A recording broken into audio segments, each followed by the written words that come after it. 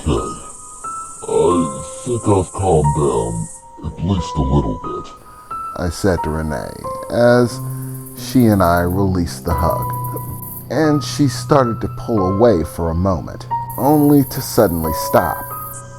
You know, Victor, letting go would be a little bit easier if you actually let go. She said, smiling, which I could still tell she was doing in her wolf form. Oh, what do you mean? I did let go. It was at that point that Renee directed me to my tail, which was thoroughly wrapped around her. Oh, sorry. I said, as I consciously made an effort to try to move the tail. As I did, it seemed to uncoil, unwrapping from her. Well, that's weird, I thought to myself, looking to Renee. Hey, do you think that they might have been wrong in that test? Didn't you say that there was a different household? One that could, well, move their hair of their own will? Control it? Well, only about a few feet of this tail is actually me. The rest is just hair. And yet, I seem to be able to control all of it as if it was me. It moves around on its own. Oh, so only a few feet of it is actually you, and the rest is fur. Renee said, looking at it. Well, I don't know if it's fact or nothing, or anything like that, but in the Werewolf Bible, it says that the savige-realms was the eldest of all of the children, the firstborn. It said in the book that he is the one who actually taught many skills to his younger kin. It's possible that the moving of hair was simply a technique passed down, but then again, it could just be another shared ability. Lots of werewolves have abilities that are shared between all werewolves or several different groups. For example, several different bloodlines of werewolves actually possess the ability to heal, regenerate from injuries, so it's not tied to a specific bloodline, rather a few separate bloodlines. So it's not completely unusual. It just means that you share a specific aspect with another clan. That household and yours have something in common, but there might be differences between the two. For example, in the different houses that possess regenerative abilities, they're not all the same. They all regenerate you, of course, healing your wounds, but some work differently. For example, one household's regenerative abilities are constant, meaning there's always a low level of regeneration going on. You give them an injury, and within a minute or so, the injury has naturally healed itself of its own accord, while other households have a one-time use complete regeneration ability, meaning they can regenerate, but it's a one-shot deal. Once they use it, regardless of how many injuries they heal, the ability has been utilized and is no longer effective. Well, until a certain amount of time has passed. So, there could still be differences. It's not wise to make assumptions. Try to test your own bounds and know your own limits. Find out for yourself what does and doesn't apply to you. Renee said, still holding a cheerful grin. Okay, I guess. So, what do I do now that I'm all wolfy? Well, first try to get used to being in your wolf form. Try moving around, doing some stuff. Do something that feels natural to you. Renee said, as she turned around and seemed to run back a good distance, on all fours, before turning back around to look at me. Okay, I gave you some distance. Try moving around a bit. Do something. Remember, you have to get used to being in this form. It's your most powerful state, and you're going to need to use it when you come into confrontation with other wolves. Okay. All right. Do something that feels natural. I tried to run through my head to find something that felt natural, but as I did, only one thing really came to mind. Okay, I suppose that is as natural as it gets for me. So, I took a deep breath as I took a fighting stance. It was crazy. I could actually hear the air as I breathed it in, a massive volume of it. It seemed my lung power had increased a great deal, which only makes sense. My lungs were much bigger now that I was a werewolf. I was actually a little bit frightened about what this might do to my martial arts, so I suppose this'll be a perfect test, I thought to myself, as I exhaled my deep breath and began working over one of my move sets. And as I did, it quickly became apparent that being a werewolf wasn't negatively affecting my martial arts skills. I seemed to be just as dexterous as before. I thought that perhaps this big, bulky form might impede it, but despite that, I seemed to be moving with a great deal of fluidity. It all seemed as easy as breathing. Punches, kicks, guards, and movements, they all simply flowed out as naturally as they always did. I thought I might have trouble standing on these somewhat unorthodox feet, but my footing seemed firm. I thought that my tail might get in the way.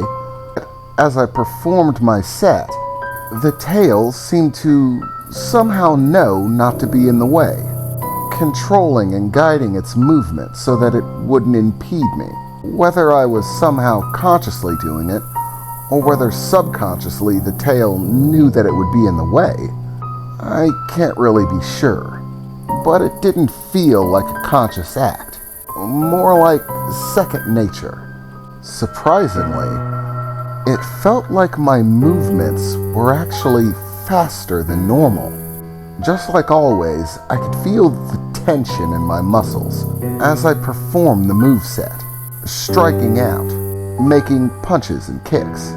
But the end of this particular set was going to be the primary test, because while most of the movements within this set are supposed to be done within a set range of speed, the very end of the set is what we in Zhao Kundo refer to as the release.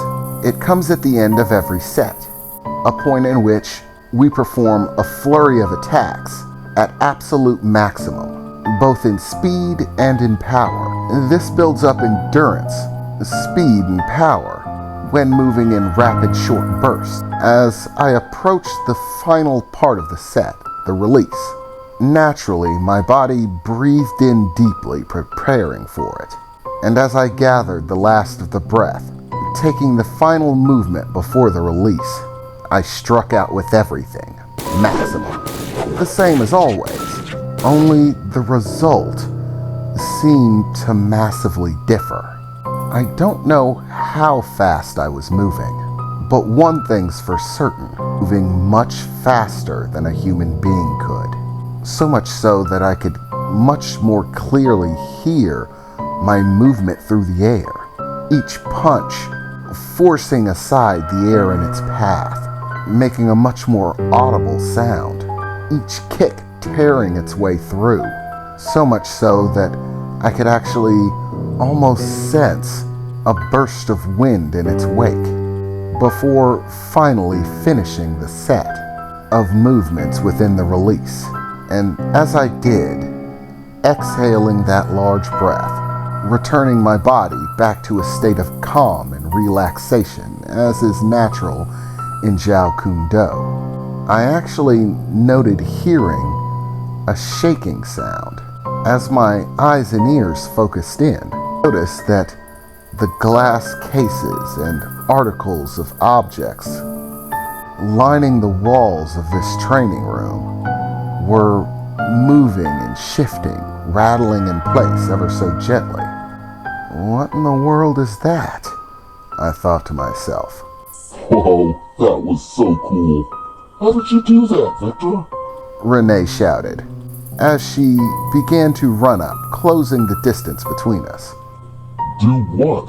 I replied, unsure of what she was talking about. I've never seen a wolf move that fast. Even my dad.